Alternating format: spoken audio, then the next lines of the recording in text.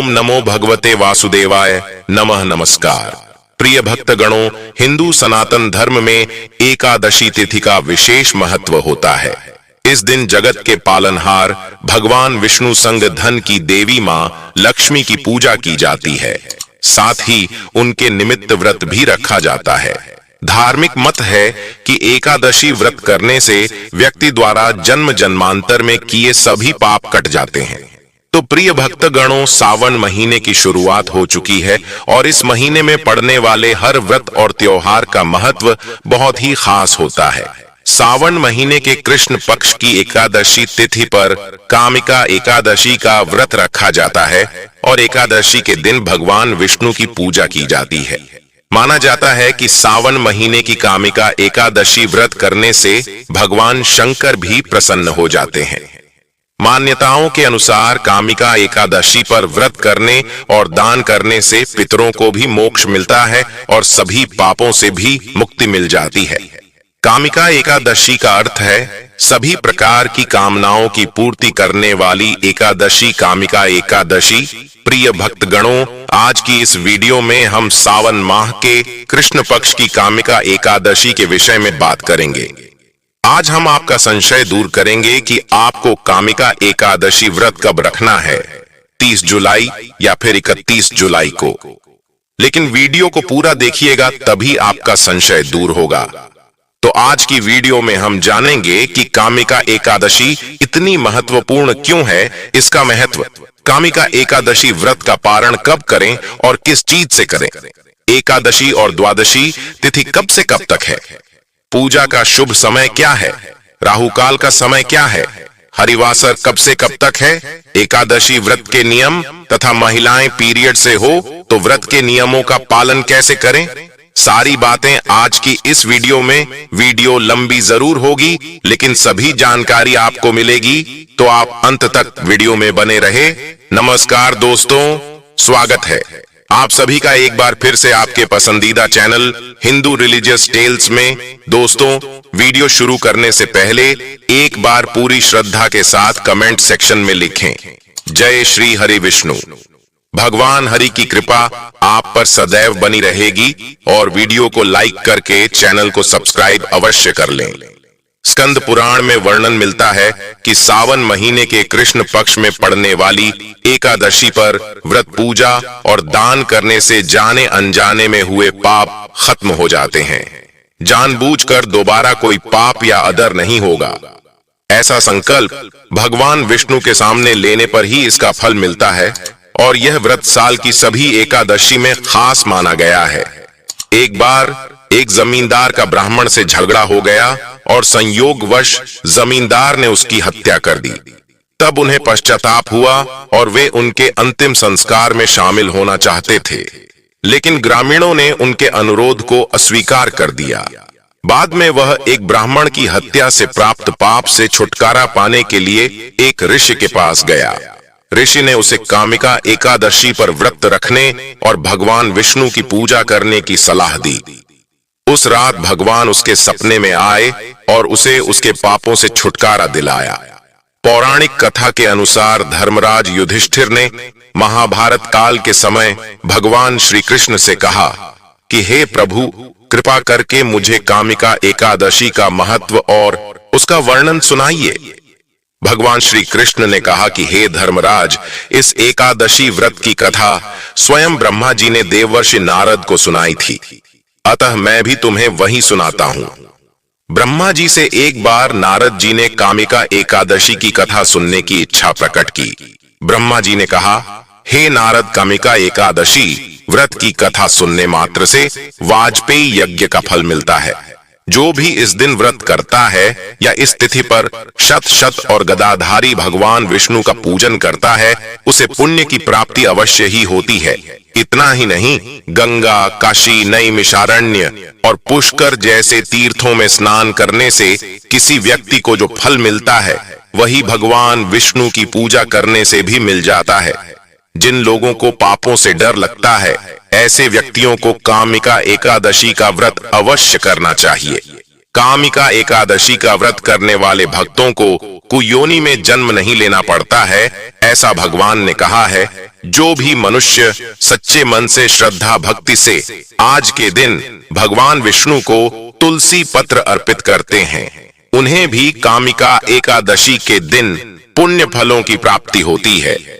दोस्तों, कामिका एकादशी के दिन किसी की निंदा नहीं करनी चाहिए, झूठ नहीं बोलना चाहिए, चोरी नहीं करनी चाहिए, किसी को भी अपशब्द नहीं कहना चाहिए और ना ही हमें क्रोध करना चाहिए।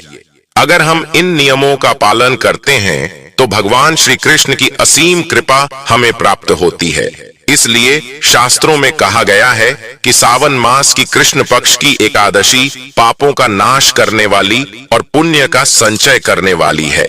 अगर आप इस एकादशी का व्रत धारण करते हैं, अत्यंत ही सर्वश्रेष्ठ है। मान लीजिए किसी कारणवश अगर आप व्रत नहीं निकल पाते हैं, तो भी आज के दिन कुछ विशेष नियमों का पालन करके इस दिन का लाभ प्राप्त कर सकते हैं। तो सबसे पहले जानते हैं कि एकादशी की तिथि कब प्रारंभ हो रही है, कब समाप्त हो रही है और व्रत आपको कब धारण करना है।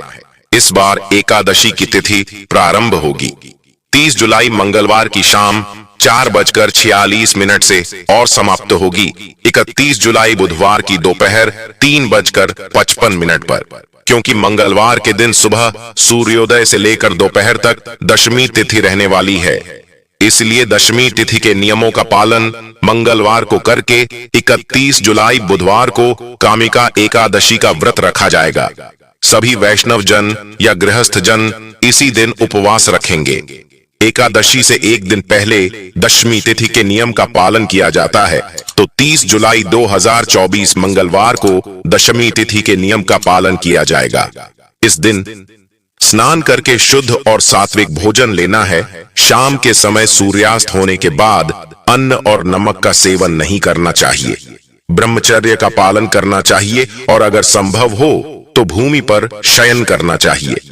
फिर अगले दिन एकादशी का व्रत धारण करना है, तो ब्रह्म मुहूर्त में उठकर नित्य कर्मों से निवृत्त होकर गंगा जल मिश्रित जल से आप स्नान कर सकते हैं। स्नान करने के बाद साफ स्वच्छ वस्त्र धारण करके भगवान सूर्य देव को जल दीजिए। फिर अपने घर के मंदिर में भगवान श्री विष्णु के सामने शुद्ध घी का दीपक जलाकर व्रत का संकल्प ले लीजिए कि आज आप एकादशी का व्रत धारण कर रहे हैं। और अगर आपकी कोई भी विशेष मनोकामना है जिसके निमित्त आप यह व्रत धारण कर रहे हैं, तो संकल्प लेते समय अपने मन की कामना कह सकते हैं और भगवान श्री कृष्ण के प्रार्थना कीजिए कि व्रत में पूजा पाठ में किसी भी प्रकार की भूल चूक हो जाए तो उसके लिए क्षमा करें। आपका व्रत आपकी पूजा स्वीकार करें और आपकी कामना को पूर्ण करें। इसके बाद भगवान श्री विष्णु की विधि विधान से पूजा कर लीजिए। आज के दिन भगवान श्री विष्णु को पीले पुष्प अवश्य अर्पित करने चाहिए। इससे भगवान श्री विष्णु की असीम कृपा आपको प्राप्त होती है। आज के दिन पंचामृत से भगवान श्री कृष्ण का अभिषेक करने से मनोवांछित कामनाएं पूर्ण हो जाती हैं। कामिका एकादशी के दिन केले का भोग भगवान को लगाने से सभी प्रकार के दुखों से मुक्ति मिल जाती है, कष्टों से छुटकारा मिल जाता है। तो विधि विधान से भगवान श्री विष्णु की पूजा करने के बाद उनकी आरती कर लीजिए। अगर आप व्रत धारण करते हैं तो व्रत में आप फलाहार कर सकते हैं, कोई सा भी फल खा सकते हैं, दूध पी सकते हैं, जूस पी सकते हैं, फलों का रस ले सकते हैं। इस प्रकार से फलाहार और जलाहार के द्वारा एकादशी का व्रत धारण कर सकते हैं। फिर शाम के समय विधि विधान से भगवान श्री विष्णु की पूजा की जाती है। रात्रि में जागरण करना चाहिए। भगवान श्री विष्णु के सामने अखंड दीपक प्रज्वलित करके आज की रात्रि में जागरण करने से किसी भी प्रकार की कामना हो पूर्ण हो जाती है। कोई भी परेशानी हो उससे आपको मुक्ति मिल जाती है और एकादशी व्रत का संपूर्ण फल आपको प्राप्त हो जाता है। पर हाँ, जो भक्त व्रत धारण करते हैं वह तो इस प्रकार से पूजा करते ही हैं, लेकिन जो भक्त व्रत नहीं कर पाते हैं वह भी अगर इस प्रकार से सिर्फ पूजा आराधना भी करते हैं तो इतने मात्र से ही भगवान श्री विष्णु की असीम कृपा आपको प्राप्त हो जाती है। तो आप व्रत करें या ना करें। पूजा इसी प्रकार से आपको करनी चाहिए, लेकिन भोजन में आपको लहसुन, प्याज, मांस, मदिरा का सेवन नहीं करना चाहिए। बिल्कुल शुद्ध सात्विक भोजन लेकर बिना व्रत किए भी आप आज के दिन भगवान श्री विष्णु की पूजा कर सकते हैं। अब जो भक्त व्रत धारण करते हैं, अगले दिन यानी कि द्वादशी तिथि के दिन अपने व्रत का पारण करते हैं, तो द्वादशी तिथि के दिन प्रातः काल जल्दी उठ जाइए। उठकर नित्य कर्मों से निवृत्त होकर स्नान कर लीजिए। स्नान करने के बाद भगवान सूर्य देव को जल दीजिए। फिर विधि विधान से जिस प्रकार से एकादशी के दिन पूजा की थी, उसी प्रकार से आज के दिन भी यानी कि द्वादशी तिथि पर भी भगवान श्री कृष्ण की विधि विधान से पूजा की जाती है। उन्हें भोग अर्पित किया जाता है, उनकी आरती की जाती है। इसके बाद शुभ मुहूर्त ने आप अपना व्रत खोल सकते हैं और शुद्ध और सात्विक भोजन बनाकर पहले भगवान को भोग लगा दीजिए।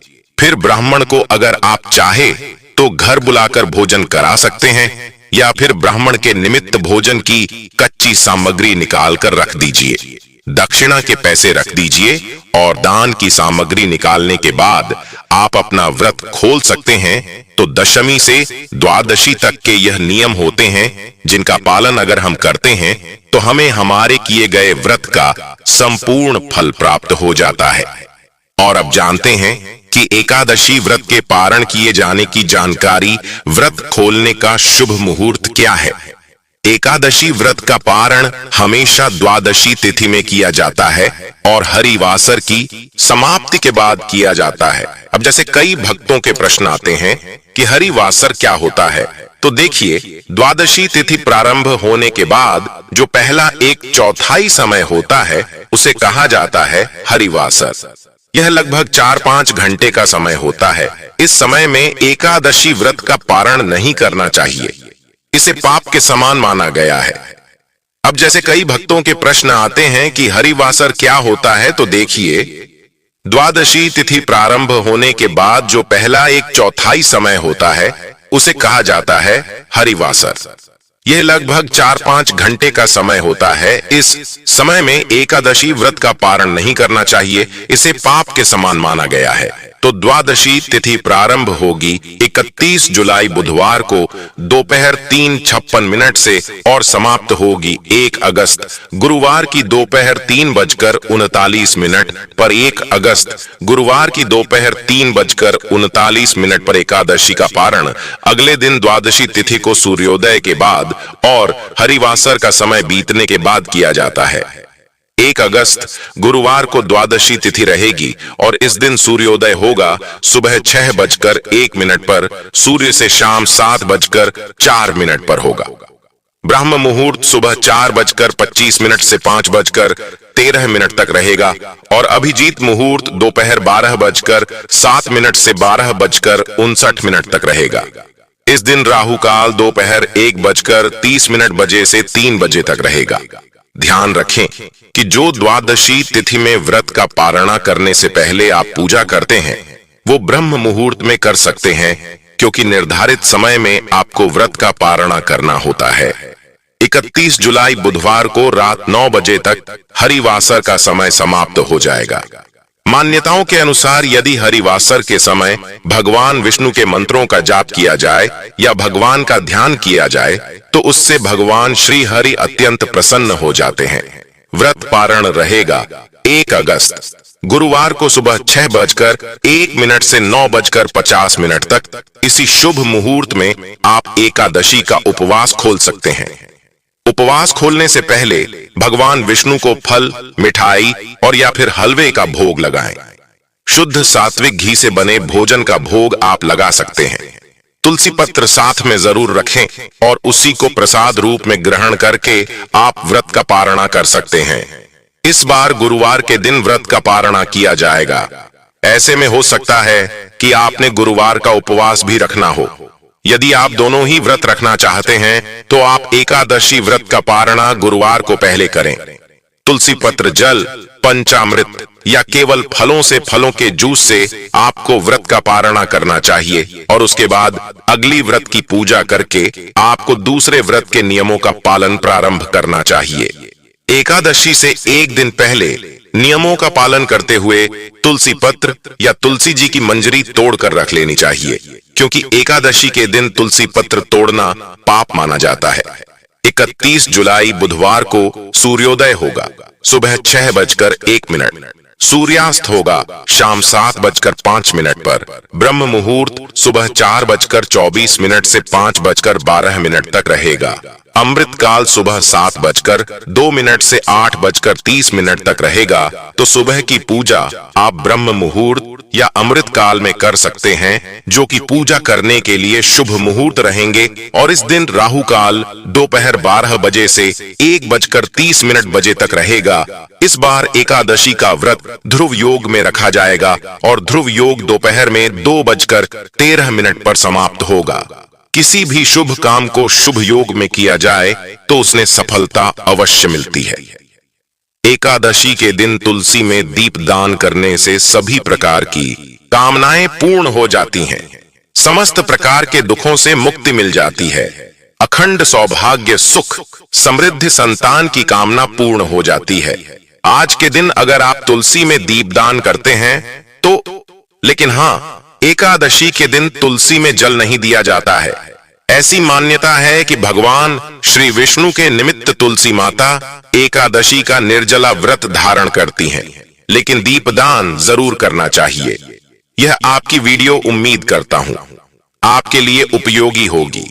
एकादशी व्रत की संपूर्ण पूजा विधि और व्रत की कथा के लिए आने वाली वीडियो जरूर देखिए। यदि आज की वीडियो की जानकारी अच्छी लगी हो तो वीडियो को लाइक करके हिंदू रिलीजियस टेल्स चैनल को सब्सक्राइब अवश्य करें। जय श्री राम, हर हर महादेव।